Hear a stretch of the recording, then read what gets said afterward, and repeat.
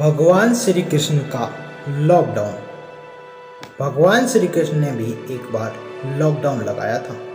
चलिए जानते हैं उस लॉकडाउन के बारे में। एक कथा के अनुसार महाभारत के समय कुरुक्षेत्र में विशाल सेनाओं के आगमन की सुविधा के लिए युद्ध क्षेत्र को तैयार किया जा रहा था।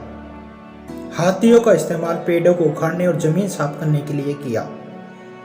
ऐसे ही एक पेड़ पर एक चिड़िया अपने 4 बच्चों के साथ रहती थी। जब उस पेड़ को उखाड़ा जा रहा था तो उसका घोंसला जमीन पर गिर गया, लेकिन भगवान की कृपा से उसकी संतानें इस अनहोनी से बच गई। लेकिन वो अभी छोटे होने के कारण उड़ने में असमर्थ थे। कमजोर और डरी हुई चिड़िया मदद के लिए इधर उधर देखती रही। तभी उसने कृष्ण और अर्जुन को साथ देखा। वे युद्ध के मैदान की जांच करने और युद्ध की शुरुआत से पहले जीतने की रणनीति तैयार करने के लिए वहां आए थे। उसने कृष्ण के रथ तक पहुंचने के लिए अपने छोटे पंख फड़फड़ाए और किसी प्रकार श्री कृष्ण के पास पहुंची। हे कृष्ण, कृपा मेरे बच्चे को बचाइए, क्योंकि लड़ाई शुरू होने पर कल उन्हें कुचल दिया जाएगा। भगवान बोले, मैं तुम्हारी बात सुन रहा हूं, लेकिन प्रकृति के कानून में मैं दखल नहीं दे सकता। चिड़िया ने कहा, हे भगवान, मैं जानती हूं कि आप मेरे उद्धारकर्ता हैं। मैं अपने बच्चों के भाग्य को आपके हाथों में सौंपती हूं। अब यह आपके ऊपर है कि आप उन्हें मारते हैं या उन्हें बचाते हैं। समय के कालचक्र पर किसी का बस नहीं। श्री कृष्ण ने एक साधारण व्यक्ति की तरह उससे बात की। चिड़िया ने विश्वास और श्रद्धा के साथ कहा, प्रभु, आप कैसे और क्या करते हैं वो मैं नहीं जानती। आप स्वयं काल के निर्माता हैं, यह मुझे पता है। मैं सारी स्थिति और परिस्थिति स्वयं को परिवार सहित आपको समर्पण करती हूँ। भगवान बोले, अपने घोंसले में 3 सप्ताह के लिए भोजन का बंदोबस्त करो।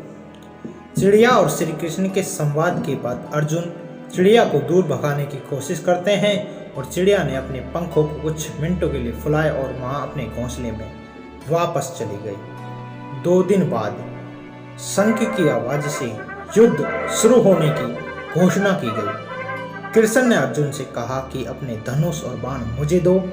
अर्जुन चौंका, क्योंकि कृष्ण ने युद्ध में कोई भी हथियार नहीं उठाने की शपथ ली थी। इसके अतिरिक्त अर्जुन का मानना था कि वह ही सबसे अच्छा धनुर्धर है। अर्जुन ने दृढ़ विश्वास के साथ कहा, मेरे तीरों से कोई भी अभेद नहीं है। चुपचाप अर्जुन से धनुष लेकर कृष्ण ने एक हाथी को निशाना बनाया, लेकिन हाथी को मार के नीचे गिराने की बजाय तीर हाथी के गले की घंटी में जा टकराया और एक चिंगारी सी उड़ गई। अर्जुन ने यह देखकर हंसने लगा और कहा, कृष्ण एक आसान सा निशान चूक गई। अर्जुन ने कहा, क्या मैं प्रयास करूं?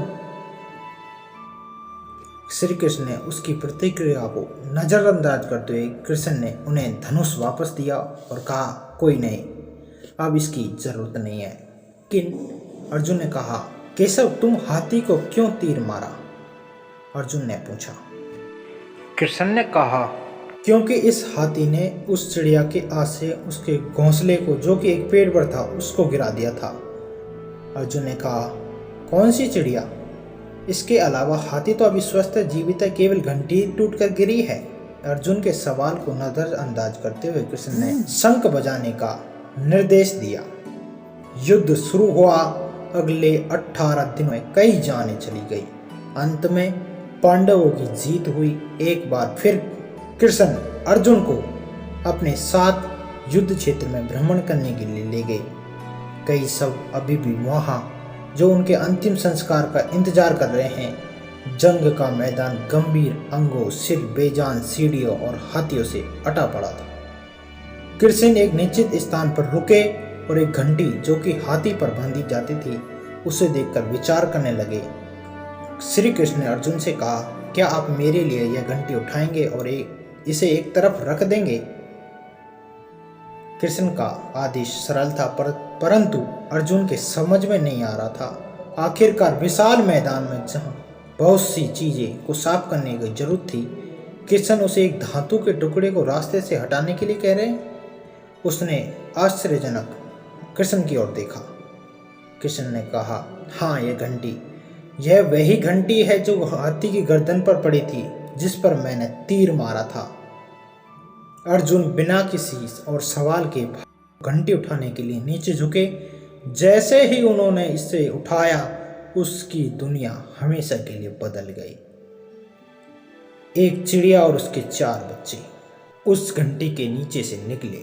बाहर निकल के चिड़िया और उसके बच्चे कृष्ण के इर्द गिर्द मंडराने लगे एवं बड़े आनंद से उनकी परिक्रमा करने लगे। 18 दिन पहले काटी गई एक घंटी ने पूरे परिवार की रक्षा की थी।